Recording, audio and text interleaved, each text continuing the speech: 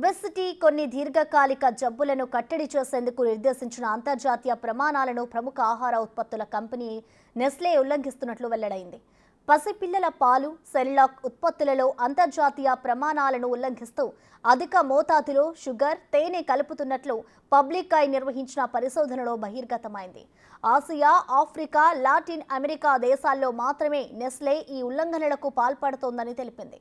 Britain, Germany, Switzerland, ఇతర అభివృద్ధి చెందిన దేశాల్లో నెస్లే షుగర్ ఫ్రీ ప్రొడక్ట్స్ ను తయారు చేస్తుందని పబ్లిక్ ఐ నివేదికలో పేర్కొంది.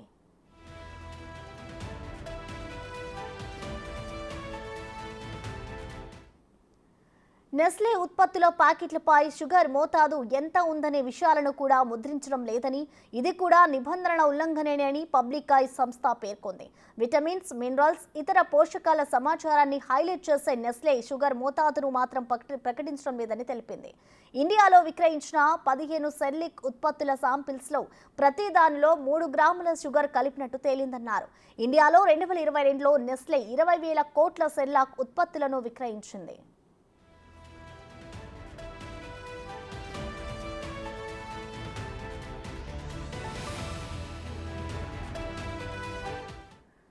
షుగర్ అధిక మోతాదులో కలిపిన సెరిలాక్ ప్రోడక్ట్స్ పసిపిల్లలకు వాడితే క్రమేణా వారు తీపి పదార్థాలకు ఎడిక్ట్ అవుతారని బ్రెజిల్ శాస్త్రవేత్త, న్యూట్రిషన్ ప్రొఫెసర్ రోడ్రిగో వియన్నా తెలిపారు. క్రమేణా ఇది పిల్లలతో ఒబెసిటీ, డయాబెటీస్, హై బీపీలకు దారితీస్తుందని హెచ్చరించారు.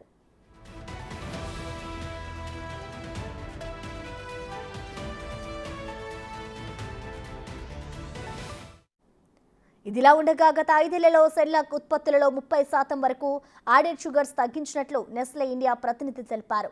తమ ఉత్పత్తులపై మళ్లీ సమీక్ష జరిపి షుగర్ వినియోగాన్ని మరింతగా తగ్గిస్తామని చెప్పారు. తమ ఉత్పత్తులలో హై క్వాలిటీ ముడి పదార్థాలనే వినియోగిస్తున్నామని అన్నారు.